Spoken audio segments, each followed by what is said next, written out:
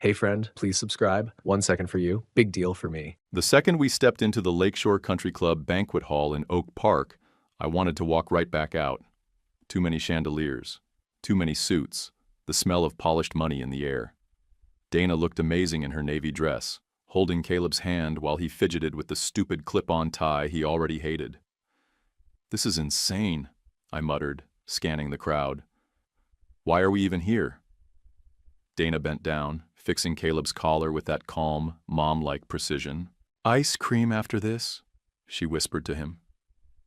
He nodded like he'd just been promised the moon. The invite had said Tara Brooks' wedding, but the only reason we came was because Kleinsys, Dana's orthopedic implant company, was in deep with the hospital the groom worked at. Dana thought it'd be good networking.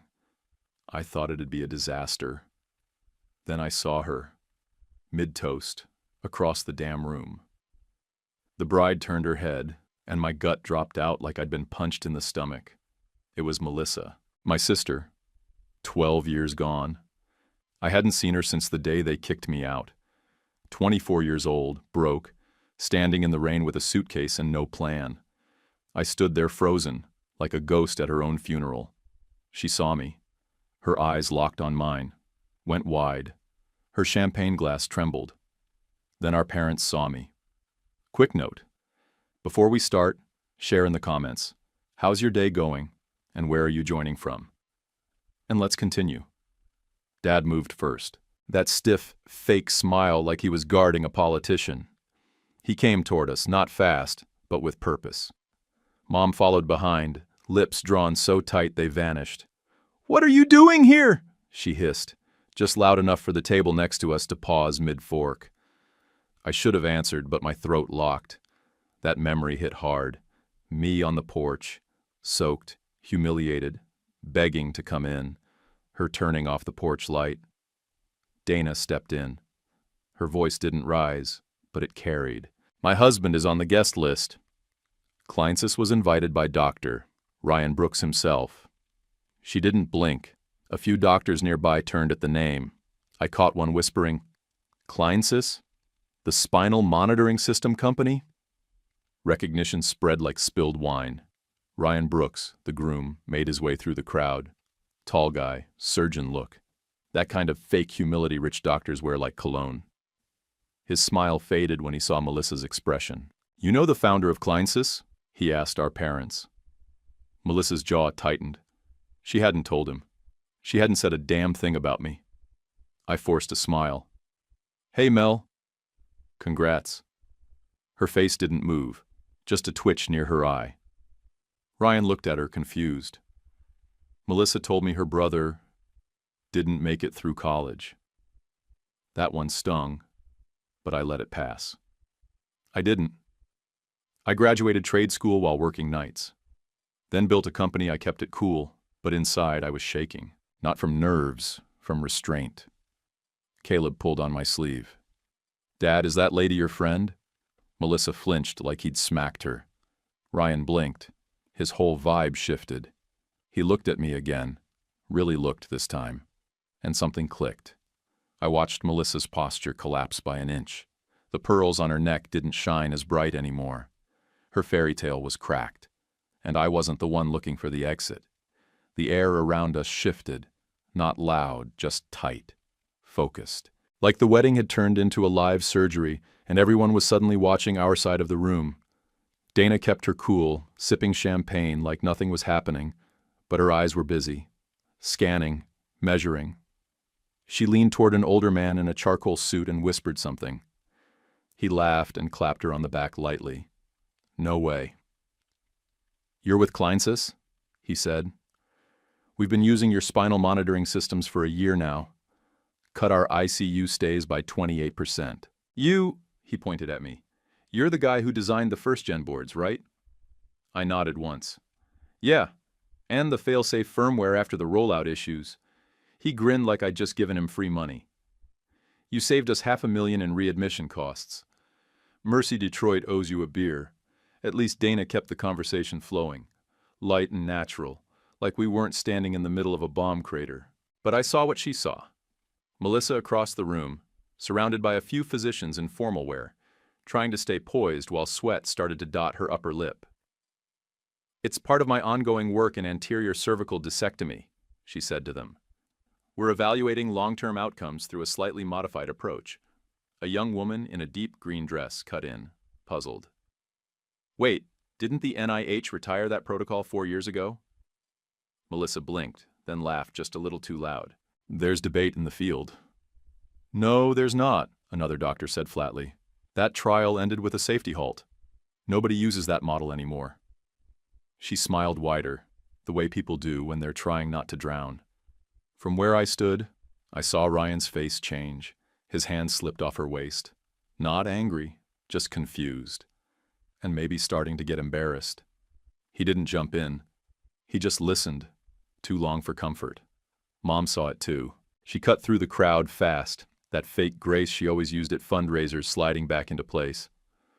"Melissa was a standout during her time at Stanford Med," she announced, loud enough for the nearby tables to hear. "She's always been ahead of the curve." Dana turned her head slowly, smiling just enough to show teeth. "Which program was it?" "We do annual mentorships with the Stanford Med interns. My team never saw Melissa's name on any cohort list." The pause that followed was brutal. It wasn't long, but it was loud. Then came the whispers. From the dessert table, a woman leaned over to her husband. "Didn't they say her brother failed out?" "Thought he disappeared years ago," he whispered back. I didn't flinch. I was done playing polite. "I worked 3 jobs," I said clearly, not shouting, just enough to cut the chatter.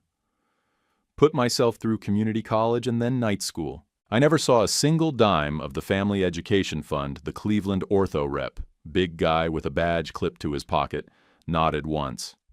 That's grit." Respect someone near the bar added, "More than I can say for half the pre-meds I interview." I watched Melissa freeze. Her shoulders were up too high, smile too wide. Nothing about her looked natural anymore. Dana stepped forward, not to push, just to balance the room. She asked the surgeon from Detroit, "How's the integration on the second phase alert system?" "Clean," he said, eyes on me now. "Honestly, I don't know why we waited so long to partner. Your data's tight." Melissa was still fielding questions from 2 doctors who looked genuinely confused. One of them said, "You're not board certified in neuro, right?"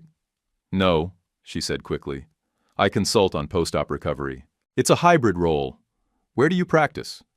"My work is more research-oriented right now," she answered, already pulling back. Ryan was staring at her like he'd never really seen her before. My mom tried to jump in again. "Melissa has always been modest about her work." "Right," I muttered. "That's the word for it." Then I felt a tug on my jacket. Caleb, wide-eyed and leaning up on his toes. "Can I have some cake now?" I looked down at him, hands still wrapped around my suit cuff like he was worried I'd disappear. I gave him a nod. "Yeah, buddy. Let's go grab some." We stepped away, but I didn't need to look back. I could feel the difference behind me. The center of the room had shifted. The buzz had moved. The story everyone was telling each other now wasn't about the wedding. It was about us. Melissa had built a tower out of paper. And tonight, the air had finally started moving. I walked Caleb over to the dessert table, let him load his plate with frosting and sugar, and gave Dana a quick nod before stepping away.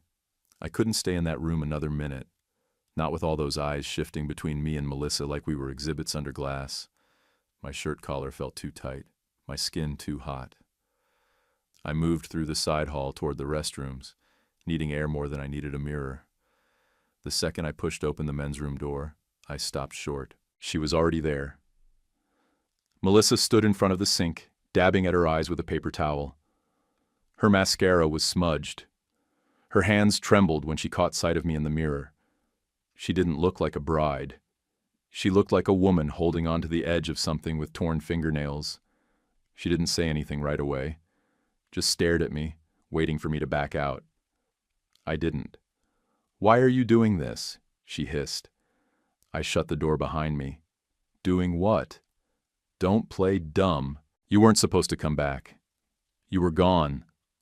Her voice cracked but sharpened again, fast. You were the dropout.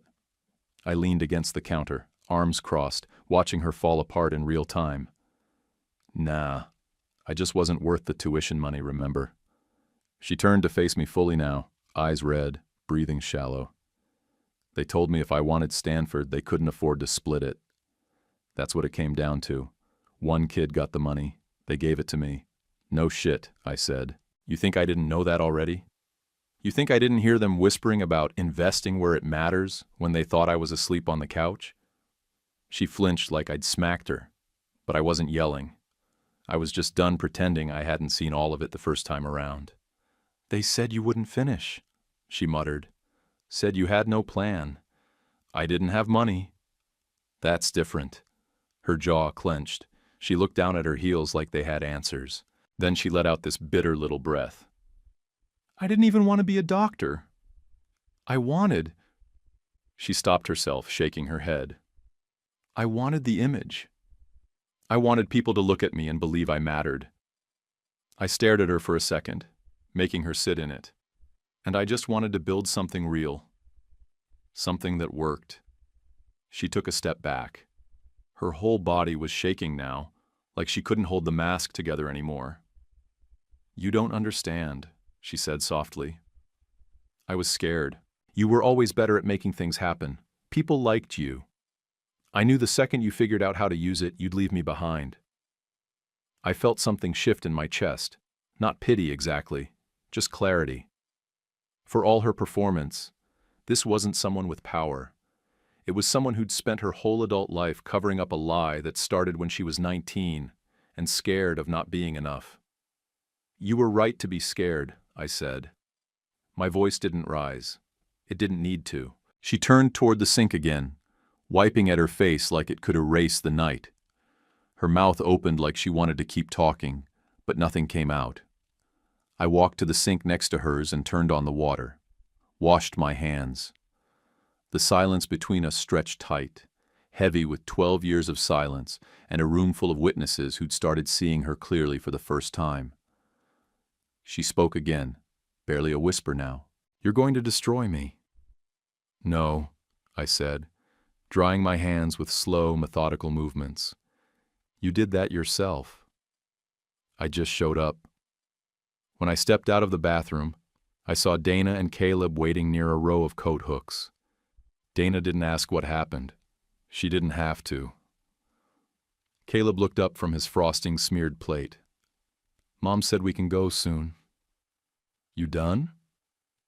Dana slipped her hand through the crook of my elbow, gave it a soft squeeze. Ready when you are. I looked back toward the hallway, but I didn't feel anger anymore. Not even satisfaction. Just the kind of calm that comes when you stop needing anything from someone who never had your back in the first place. Yeah, I said. Let's go. We stepped back into the reception just as the string quartet switched from Bach to some light fancy crap I couldn't name. Nobody was dancing. The food stations were mostly abandoned. The buzz wasn't at the cake table or the floral centerpiece with $1,000 of white roses. It was around us. Doctors in tuxes and hospital execs in cocktail dresses were drifting over, polite but focused, like bees around a hive they hadn't expected to find. One of them, a short, stocky woman with a Mercy badge and a glass of red wine, leaned in. I heard you're the brains behind Kleinsis, she asked. Dana answered before I could. He built the core architecture. I ran deployment and integration. We're expanding into implant diagnostics this quarter. The woman raised an eyebrow. Real-time calibration? Down to micron-level feedback, I said. Initial trials show a 15% improvement in surgical precision. That got more heads turning. A younger guy in a gray blazer stepped in. You're integrating that into the monitoring suite too? Eventually, Dana said. But first we're launching it as a diagnostic module. Low friction. Ryan was right behind them now, silent, locked in. He wasn't smiling. He wasn't glancing around for Melissa. He was listening like someone finally turned on the lights in a dark room. Melissa lingered at the edge of the conversation, doing that tight-lipped bride smile, trying to reinsert herself. A few guests turned to her out of courtesy. So, which Stanford program were you in again? A woman asked her. Melissa looked directly at Dana, then at me. It was a specialized research track, not part of the standard cohort. That's strange, another guest said. My niece was in their spine fellowship 3 years ago. She would have known you. I wasn't in that specific group, Melissa said quickly. It was adjacent. A partner track.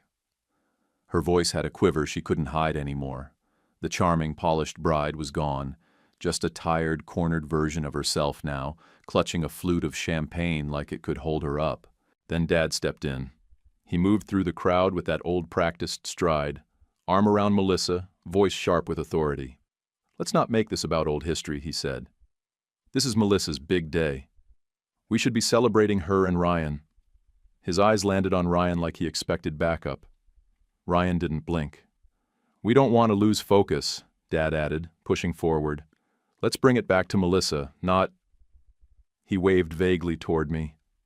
All this. Ryan still didn't move. No smile. No agreement. Just a hard silence that stretched too long.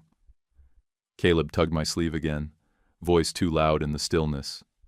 Dad? Is she still your sister? I knelt beside him, met his eyes. She's related to me, I said. But family's different. Dad's face went red instantly. His hand dropped from Melissa's shoulder. You can't just walk back in here after 12 years and act like you belong.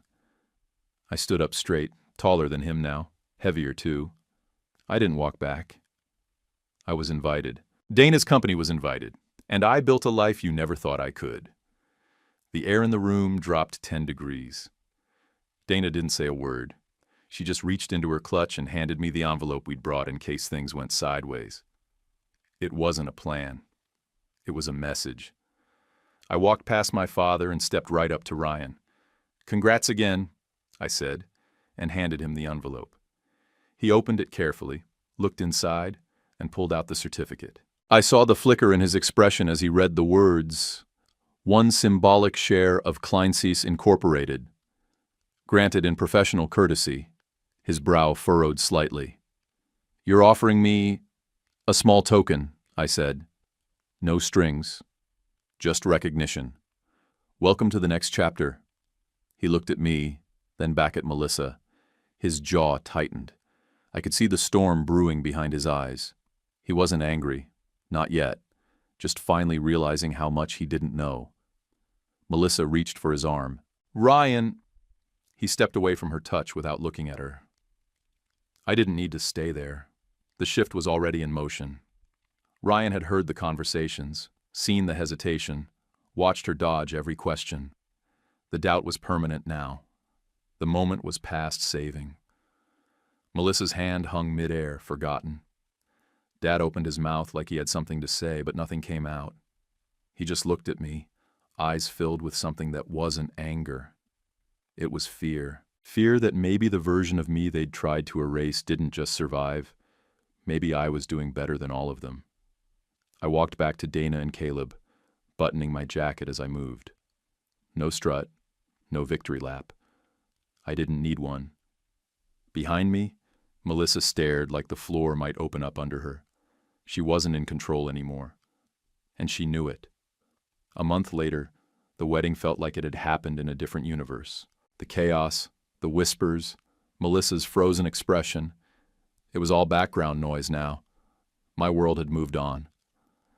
I was in my office on the 37th floor of the Chicago Riverfront Tower, finalizing a contract with Saint. Mary's Medical out on the West Coast. Big deal. Dana had prepped the pitch deck. I'd closed the technical gaps, and our legal team was locking down the final licensing clauses. The numbers looked good. Our projections were up. For the first time in years, I felt like I could breathe without waiting for something to fall apart. Dana was at a spine symposium in Denver. Caleb had baseball practice after school. He was playing second base now, wanted to try shortstop. I told him we'd practice in the backyard after dinner. That morning he'd packed his own lunch and told me not to forget his game next week. I hadn't. I never did. The knock on my door was sharp, but not urgent. My assistant stuck her head in. Doctor, Ryan Brooks is here, she said. No appointment. Should I tell him to come back? I didn't answer right away. Just stared at her for a second, then nodded once. Send him in. Ryan walked in looking like a man who hadn't slept in days. His posture was slumped, the cocky surgeon vibe gone. His suit was wrinkled, collar askew, eyes dull like someone had turned the lights off behind them. He sat down before I told him to. Everything Melissa told me was fake, he said, no build-up. Just dropped it on the floor between us. She never went to Stanford. She never had a fellowship. She lied about the clinic. Said she was managing the books. Said she had it all under control. I didn't say anything. She didn't. Not even close. He ran a hand through his hair, then leaned forward, elbows on his knees like the weight in his chest was dragging him down physically. There's billing fraud, he said. Your parents' practice. It's worse than I thought. That got my attention. She ran some of the accounts herself. Apparently for years, I went through some old files, payments from insurance companies that never made it into official ledgers, double billing, ghost appointments. It's all there, 15 years of it. I stood still, my hands clenched behind my back, pressed to the window ledge, but I didn't move, didn't react, just stared at the skyline while he kept talking. I didn't want to believe it, but once I started digging, it was too clear. She knew what she was doing. I turned back to him. How much did you know before the wedding? His mouth twitched. Not enough. Not what mattered. He leaned back now, legs stretched out like he'd finally hit the part where he didn't care how pathetic he looked. I hired a lawyer, he said. I'm filing for annulment. There's nothing to fix. It was all built on lies. Still, I didn't say anything. Let him sit in it. Let the silence stretch. I'm not here to ask for anything, he added. I'm not asking you to get involved.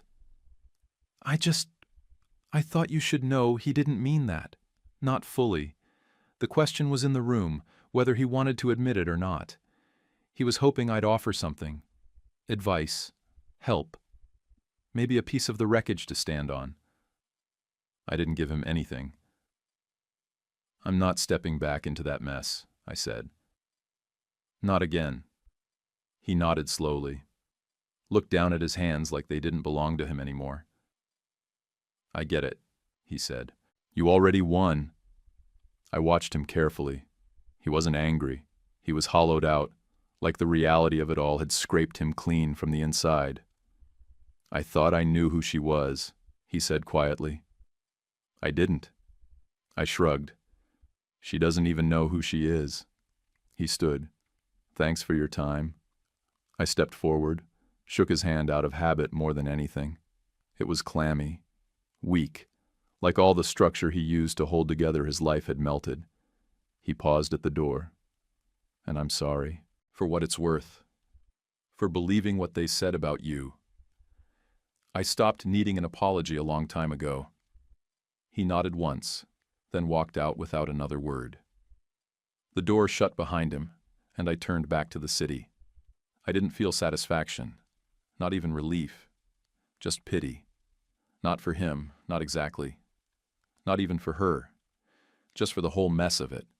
A family that sold its future to protect a lie, and a man who bought into it because the package looked right. I pulled Caleb's schedule off the desk, circled his game on Saturday, and texted Dana a quick update about the contract. Then I put Ryan Brooks out of my head. That afternoon, I was on the train platform waiting for Caleb's practice to wrap when the email came through. No banner alert, just a quiet buzz in my pocket and a bolded subject line in my inbox. R.E. Ongoing Medicare audit. Request for testimony. I opened it without blinking. A federal investigator from the Office of Inspector General. Straightforward language. No threats, no drama, just a request. They were building a case on multiple Medicare fraud complaints tied to my parents' practice, dates stretching back 15 years. They had partial documentation, but needed corroboration. Needed someone who'd been close to the books. They knew I'd worked there, knew I'd seen things. I didn't answer right away. I stood still as trains passed by and phones lit up around me, but I just kept rereading that message. I didn't feel nervous or angry. It was something flatter, colder, like all the emotions had already burned out. That night, I sat in the bleachers with Dana while Caleb stepped up to bat. It was a humid evening. August heat hanging low over the field, kids sweating through their jerseys, aluminum bats clinking like wind chimes. I watched him adjust his helmet, tap the plate twice with his bat, then glance toward us like he needed confirmation we were still there. We were. We always were. Dana leaned into my shoulder, soft but firm. You don't owe them anything. I nodded slowly. She wasn't wrong, but she also knew me too well to think that was the end of it.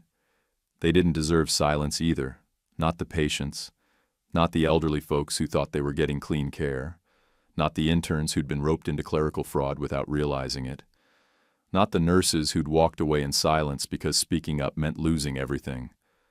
I remembered those ledgers, the mismatched totals, the overwritten entries. I'd been 17, working in that office after school, just trying to earn gas money. I didn't understand the numbers back then, but I did now. So the next morning, I logged into my cloud archive, the one I hadn't touched in years, and pulled out every monthly report I'd saved. I hadn't known why I kept them at the time. Maybe I just didn't trust the system even back then. I attached the PDFs. No commentary, no statement, just facts. I hit send. No press, no social post, no phone call to a reporter, just quiet damage. The kind that doesn't make noise, but doesn't go away either. A few hours later, the first voicemail from Melissa came in. She didn't call me Melissa anymore. The message started with "It's Grace," like that name still meant something. Her voice was tight, polite, and full of panic under the surface. She wanted to talk. Said she was going through a rough time and might need a short-term loan to sort out legal things. Her tone was fake sweet, all the way to the end. I watched the transcript pop up on my screen, then swiped it off without playing it. The next day, another one. This time the edge had sharpened. She still asked for money, but now there was a warning built into the words. Something about how Caleb deserved to know the full truth. That line was bolded in the transcript, like she thought it had weight. I archived it, no hesitation. Didn't even flinch. The third message hit that weekend right after Caleb's game. He'd hit a double and rounded the bases like he was flying. He came off the field grinning, glove in hand, asking if we could get milkshakes on the way home. The message came in while we were sitting in the car, engine running, windows down. Another transcript popped up. This time she didn't bother pretending. The voice-to-text garbled some of it, but I caught enough. She threatened lawsuits, claimed defamation, accused me of slander, of manipulating Ryan, of stealing the company's spotlight for revenge. I pressed and held the notification, muted the thread permanently. No alert tone, no buzz, nothing. Then I dropped my phone in the console and turned to Caleb. Chocolate or vanilla? He didn't hesitate. Twist. Dana smiled from the passenger seat. Of course. We pulled out of the lot and headed to Jackson's on 47th. All windows down, the smell of sunscreen and summer air mixing with the melted dirt of the baseball field still stuck to Caleb's cleats. I didn't need Melissa's voice in my head anymore, or her threats, or her twisted version of what she thought I was. I already knew who I was. More importantly, so did my son. He didn't care about resumes or medical school programs. He didn't care who lied or who folded under pressure. He cared that I showed up, that I kept my promises, that I was there every time he looked over his shoulder. And as Dana reached across the seat to touch my hand lightly, I realized something else. Her smile, that soft, steady curve that never asked for anything except the truth from me, was the only validation I'd ever needed. Melissa could burn herself down trying to keep the lies lit. I'd already moved on. 6 months later, our backyard was a mess of overturned soil, sun-warmed plastic buckets, and tomato seedlings that Caleb insisted were already taller than yesterday. He was in a Cubs cap, face streaked with dirt, plastic shovel in hand. Dana crouched beside him, marking off planting rows with garden twine like it was surgery. I leaned against the fence with a glass of lemonade, jeans stained at the knees, watching my family move like a team without needing a word from me. It was quiet, and I didn't mean the absence of noise. I meant the kind of quiet where nothing was waiting to blow up. No investigations, no lawyers, no voicemails I didn't want to hear. Just a kid laughing because he found a worm, and a woman humming along with a playlist on her phone. Inside the house, my phone buzzed with an alert. Not a call this time, just a confirmation. Mercy General's board had approved our surgical automation suite. That made 5 major hospitals this quarter, including St. Mary's, Riverbend, and Phoenix Central. We were ahead of schedule. Our install team would fly out Monday. I looked out at Caleb, squinting into the sun, while he jabbed the shovel into the dirt. "You're helping people heal faster, Dad," he said, like it was the most obvious thing in the world. I reached over and ruffled his hair. "Only because you helped design the tomato layout," I said. He grinned and went back to digging. The mail came later that afternoon. A manila envelope, certified, no return address, but I recognized the handwriting the second I saw it. Tight, too neat, like she was still trying to control the story even now. I opened it on the porch while Dana and Caleb cleaned up the garden tools. Just 1 page inside, lined paper, handwritten. She didn't open with an excuse or a lie. Not this time. She called herself Melissa again. She said I was never the weak one. She admitted to everything, the school, the fake credentials, the billing fraud. Said Ryan had filed for annulment. Said the clinic was shut down. Said my parents had pulled back from the practice. Too old and too scared to face what was coming. She didn't ask for forgiveness. She didn't even ask me to write back. It read like someone who finally stopped running because there was nowhere left to go. Dana came up the steps, dried mud on her gloves, the sun turning her hair gold. She didn't say anything. She just looked at me, then the letter, and waited. "I'm not replying," I said. She nodded once. "Good." I went inside, opened my laptop, and pulled up the application page for Mednava's re-entry internship program. It was built for former healthcare workers with disciplinary marks or incomplete certifications. Second chances for people who wanted to earn their way back. I didn't write a cover letter, just a reference letter. 2 paragraphs, factual, unemotional. I signed my name, scanned it, and attached it to the application. Then I mailed the original page back with it.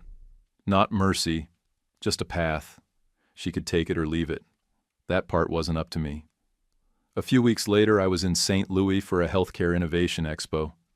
Dana had a booth, and I was on a panel about post-op recovery tech. After my session, I wandered the vendor floor, looking at the fresh startups, VR rehab software, AI wound assessment, 3D printed nerve guides. It felt good to be surrounded by people building things from the ground up. Then I saw her. She was sitting in the back row of a small workshop titled Intro to Medical Coding Compliance. She looked normal.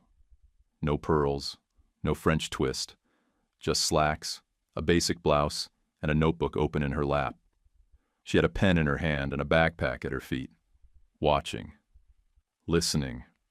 She didn't see me at first. Then she glanced up. Our eyes met. She didn't look away, didn't get up, just gave a single nod. Not defiant, not apologetic, just simple. I returned it. That was enough. I walked past her row, didn't break stride. I didn't need anything more from her. I didn't need her to become a better person. I didn't need her to crumble or succeed. I had already decided who I was. Whatever she became from here had to be hers. Back at the hotel that night, I called Caleb to say goodnight. He told me he and Dana had picked out a name for the tomato plants. Tomato Jordan. I laughed, said I missed him. He said I better be home in time to water them or they'd wither from emotional neglect. I promised I would. The next morning, I was back in the conference room at Kleinsis. floor-to-ceiling windows, legal pads out. Dana across from me, hair tied up, reading glasses on. Our CFO, Harlan, had already pulled up the projections. The numbers lined up. The board was behind it. No red tape. "This is personal," I said, tapping the folder in front of me. "Not for press. Not for brand. Not for PR fluff." Dana gave a half smile. "It still changes lives." Harlan nodded, running his finger down a spreadsheet. "We can fund 20 full tuition awards annually, plus stipends, relocation assistance, and one-year entry roles at Kleinsys. No clawbacks, no income traps."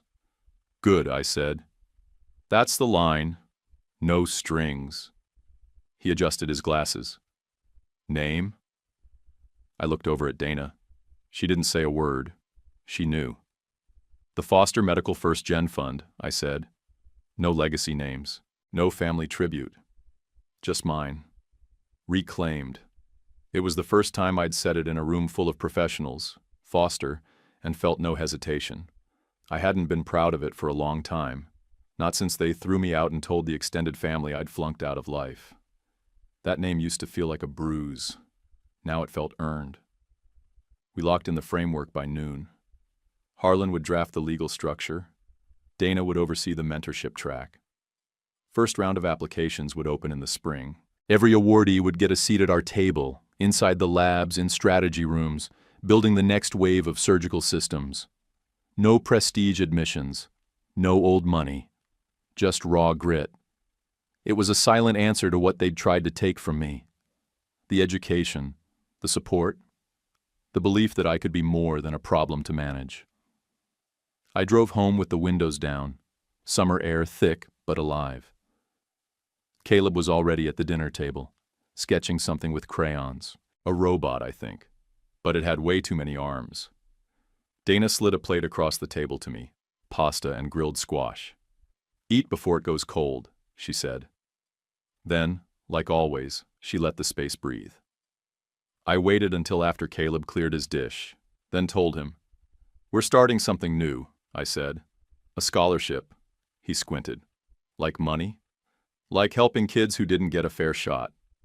He leaned forward, elbows on the table. "Helping kids like you, Dad?" I smiled. "Yeah, exactly like me." He nodded slowly, serious now. "Then it's going to be good." After he ran off to build whatever mechanical chaos he was designing, I stepped into my office and opened my phone. There was one last voicemail from Melissa. No transcript this time. Just her name flashing at the top. No message preview. Just the audio icon waiting to be tapped. I hit delete. Didn't hesitate. That was the last thread. Forgiveness wasn't required. Peace didn't need her permission. I had moved on, and nothing about her words, past or future, could pull me back into that shadow. I walked into the hallway. Dana was folding towels, humming some tune from the radio. Caleb was yelling something about rubber bands from his room. "Hey," I said. She looked up. I pulled her in for a hug. Tight. Quiet. The kind that didn't need a reason. I didn't say anything else. I didn't need to. We'd already built something better. The ballroom at the Boston Healthcare Innovation Summit buzzed with the low hum of polished shoes, expensive lanyards, and smart people trying to sound smarter. Panels ran back-to-back across 3 floors. Dana and I had arrived the night before, and I hadn't sat still since breakfast. Kleinsys had been nominated for a National Advancement in Surgical Technology award. I didn't expect to win. Honestly, I figured it'd go to one of the biotech giants throwing billions at AI integrations. But they called our name. I walked up to the stage under spotlights and a polite wave of applause, shook hands, held the glass plaque. Simple, clean, no speech, just work finally being recognized. Later I sat on a panel with 2 surgeons, a systems engineer from Johns Hopkins, and a medical ethicist who had a weird obsession with neural implants. I talked about our implant calibration suite, real-time feedback loops, and how mentorship was the only reason I'd figured out how to build any of it in the first place. Afterward, the crowd drifted toward the lobby coffee bars. Dana and I found a quiet corner by the windows, sipping lattes that tasted like melted paper, trying to decompress. She was texting Caleb a picture of the award when I spotted someone approaching. Young woman, maybe 20, dark blazer, sensible flats, application folder hugged tight to her chest. She had that look I remembered from years ago, like she was trying not to be in the way but had something she couldn't afford not to say. She walked straight up to me, no hesitation once she locked eyes. "Mr. Foster?" she asked, voice just above a whisper. "I was referred to your mentorship program by someone named Melissa Brooks?" I blinked once but didn't react, just nodded. "She's in our coding division now," I said. "She's earning her place." The girl's shoulders dropped slightly like she'd been holding her breath. She smiled. It wasn't nervous anymore. "Thank you for the opportunity." "I'm one of the first-gen applicants from the spring cohort," I extended my hand. "Glad you made it. Keep building. Don't wait for permission." She nodded hard. "I won't." Then she turned and walked off into the sea of booths and branded pop-up banners. Dana slipped her hand into mine and didn't say anything at first. Just leaned against my shoulder and watched the crowd scatter into breakout rooms. Then, soft and steady, "You know you changed more than just the game, right?" I looked out the window. The sun had just started cutting through the clouds. The city buzzed beneath us, alive with people who'd never know the fights we'd survived to get here. I nodded slowly. Took me long enough. She squeezed my hand. That was all I needed. The sun dipped behind the fence, dragging long shadows across the backyard. That golden light hit the sprinkler mist just right, turning it into a soft blur while Caleb ran through it barefoot, laughing like nothing bad had ever happened in the world. His shirt clung to his chest, soaked and stuck, hair dripping, face lit up. Dana stood at the grill on the deck, humming quietly to something coming through the speaker. Salmon sizzled beside a tray of asparagus. She moved with ease, flipping, brushing, checking the edges like she was conducting an orchestra no one else could hear. I sat near the edge of the patio, a big stainless bowl in my lap, shelling peas like it was my life's work. The rhythm of it, snap, pop, drop, kept my hands busy while the quiet settled in around us. My phone buzzed once, screen lighting up on the armrest of the chair. I glanced at it. Her name, another email. I tapped the screen, settings, notifications off. Then I set it face down and went back to the peas. Calm.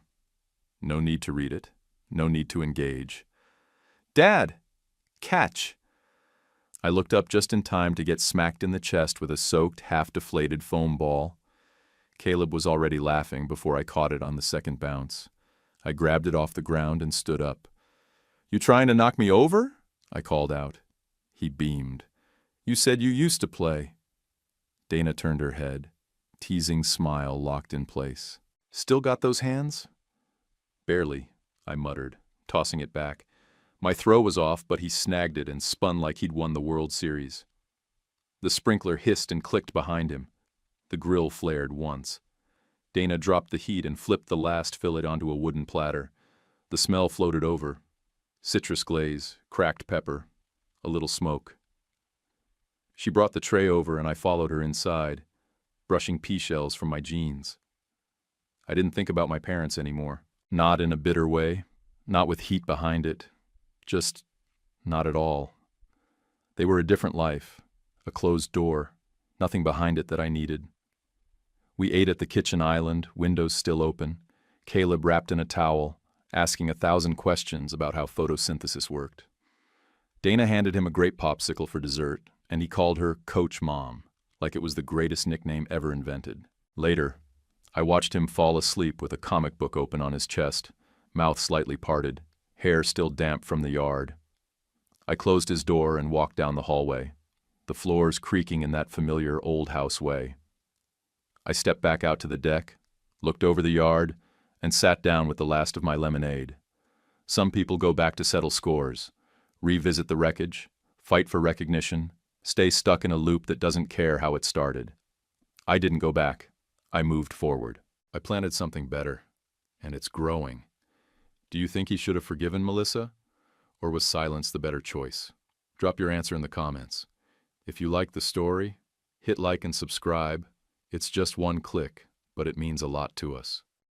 YouTube picked this for you. Tap it. Let's see if they guessed right.